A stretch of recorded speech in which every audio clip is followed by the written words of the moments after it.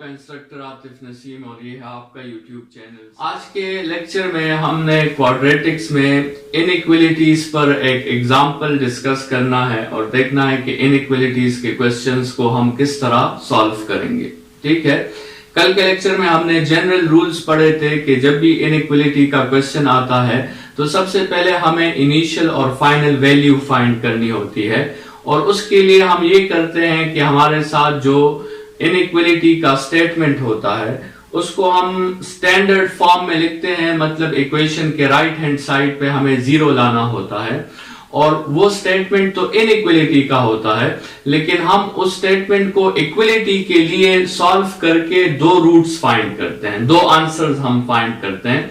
उस एक आंसर को हम ए कहते हैं, दूसरे आंसर को बी कहते हैं और यही हमारा इनिशियल और फाइनल वैल्यूज होती हैं। तो फिर आपके साथ आंसर्स के दो पॉसिबिलिटीज हैं, या तो आपके साथ आंसर उस ए बी इंटरवल के दरमियान में होगा और या फिर वो आंसर उस ए बी इंटरवल से लेफ्ट हैंड साइड और राइट हैंड साइड पे होगा। ठीक है, तो इसी रूल्स को अप्लाई करते हुए एक क्वेश्चन सॉल्व करते हैं। X square plus 5x plus 1 is greater than -3। आप इस -3 को इस तरफ शिफ्ट कर दें ताकि इक्वेशन स्टैंडर्ड फॉर्म में आ जाए, राइट हैंड साइड पे हमारे साथ इक्वल हो जाए, इक्वल टू जीरो हमारे साथ आ जाए, तो आपके साथ आ जाएगा x square plus 5x plus 4 is greater than 0। इस स्टेटमेंट को आप इक्वेशन 1 का नाम दे दें। इस स्टेटमेंट से आपने सॉल्यूशन को फाइंड करना है, इस स्टेटमेंट से आपने x की वैल्यूज फाइंड करनी है और जैसे हमने ऑलरेडी कहा था कि इनइक्वालिटीज में जो वैल्यूज होती हैं वो एक या दो नहीं होती, बल्कि वो पूरा रेंज ऑफ वैल्यूज आपके साथ होती है और आपने आंसर भी रेंज के फॉर्म में देना होता है। हम क्या करते हैं कि यहां पर हम इनिशियल वैल्यूज को फाइंड करने के लिए और फाइनल वैल्यू को फाइंड करने के लिए हम इस इक्वेशन को सॉल्व करते हैं फॉर इक्वल टू 0। ये क्वेश्चन तो है ग्रेटर देन 0 का, या आपके साथ लेस देन 0 का हो, या कोई भी इनइक्वालिटी का स्टेटमेंट लगा हो, आपने इसे इक्वल टू 0 के लिए सॉल्व करना है। तो हमने फिलहाल जो है ये ग्रेटर देन का साइन हटाकर इक्वल का साइन लगा दिया है और इसको हमने फैक्टराइजेशन के मेथड से, मिड टर्म ब्रेक के मेथड से हमने इसे सॉल्व किया। 5x को हमने कन्वर्ट कर दिया 4x प्लस x में और ये दो नंबर्स ऐसे हैं जिनको ऐड करने से 5x आता है और जिनको मल्टीप्लाई करने से 4x स्क्वायर आता है। यहां से हमने x कॉमन ले लिया, फिर हमने 1 कॉमन ले लिया, फिर आपके साथ ये स्टेटमेंट आ गई है जो ऑलरेडी आप बहुत बार कर चुके हो। ठीक है, फिर आपने इसके बाद zero factor multiplication property apply करनी है कि अगर इन दोनों जो नंबर्स हैं अगर इनका प्रोडक्ट 0 है तो या तो ये फैक्टर 0 होगा या फिर ये फैक्टर 0 होगा। अगर आप इस फैक्टर को 0 पुट करेंगे तो आपको x की वैल्यू -1 मिलेगी और अगर आप इस फैक्टर को 0 पुट करोगे तो आपके साथ x की वैल्यू -4 मिलेगी। ये जो आपके साथ वैल्यूज आई हैं ये आपने अपने लिए दोनों एक्सट्रीम वैल्यूज जो हैं वो फाइंड कर ली हैं। इसमें इस छोटी वैल्यू को हम a कह देते हैं और इस बड़ी वैल्यू को हम b कह देते हैं और वो a और b आप अपने लिए ग्राफ पे रिप्रेजेंट कर ले। ये आपके साथ a रिप्रेजेंट हुआ है, ये आपके साथ b रिप्रेजेंट हुआ है। ठीक है, अभी पहला स्टेप हमारा खत्म हो गया कि हमने अपने लिए एक्सट्रीम वैल्यूज फाइंड कर ली है। अभी दूसरा स्टेप क्या है? दूसरा स्टेप ये है कि या तो आंसर इस रेंज में होगा या हमारा जो x है वो इस रेंज में बिलोंग करेगा, वो इस रेंज के अंदर होगा, और या फिर वो आंसर इस रेंज में होगा। ठीक है, तो अभी क्वेश्चन ये है कि आंसर इस रेंज में है या इस रेंज में है, इसको हमें मालूम करना होगा। उसके लिए हमारे साथ दो मेथड्स हैं।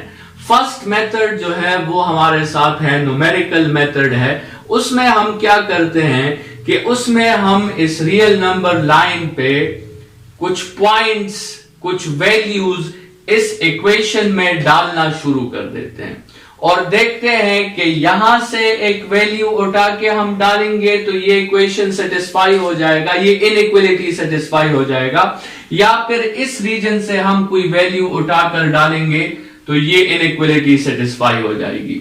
सबसे पहले स्टूडेंट्स मैंने ऐसा किया है कि मैंने -2 एक नंबर लिया है। -2 की पोजीशन जो है वो आपके साथ ये है, ठीक है, और ये नंबर आपके साथ ए और बी के दरमियान में है।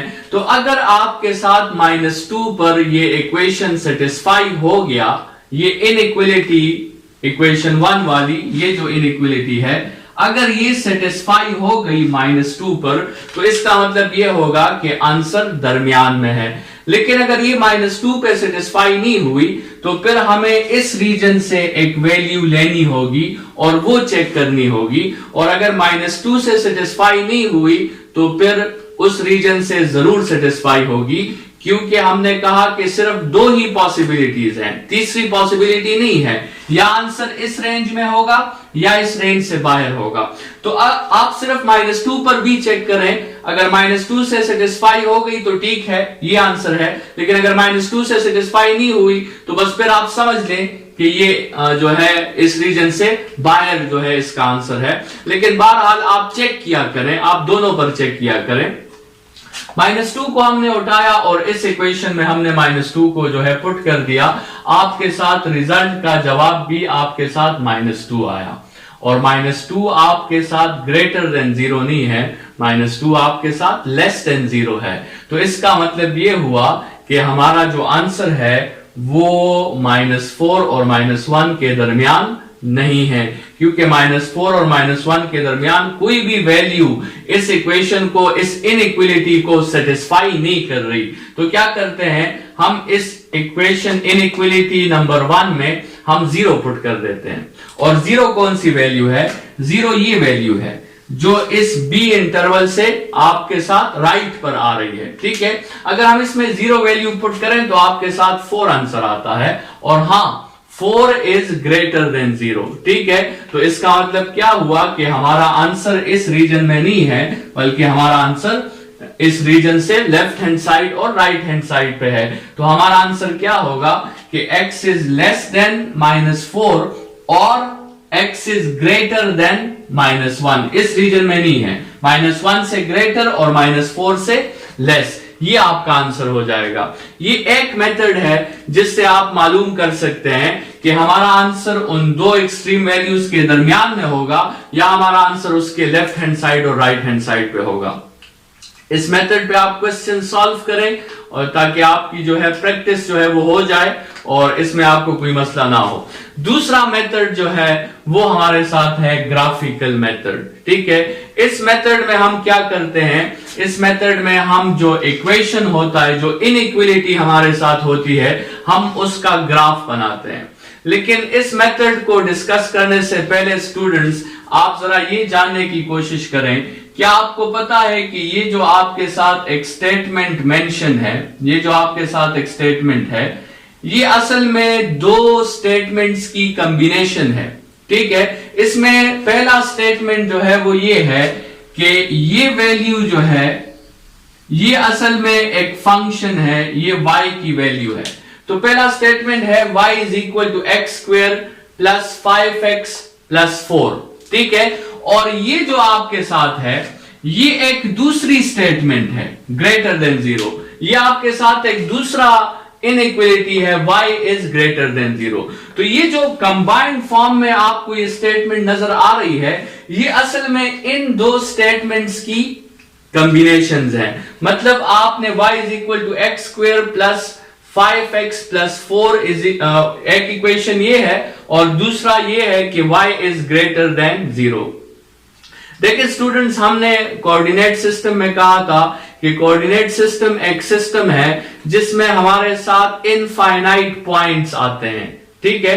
ये कोऑर्डिनेट सिस्टम जो आपके साथ होता है, ये जो आपके साथ कोऑर्डिनेट सिस्टम है, इस कोऑर्डिनेट सिस्टम में आपके साथ बहुत से पॉइंट्स हैं, इनफाइनाइट पॉइंट्स हैं, ठीक है। इनमें कुछ पॉइंट्स फर्स्ट क्वाड्रेंट में हैं, कुछ सेकंड क्वाड्रेंट में हैं, कुछ थर्ड क्वाड्रेंट में हैं, कुछ फोर्थ क्वाड्रेंट में हैं, कुछ एक्स एक्सिस पे है, कुछ वाई एक्सिस पे है।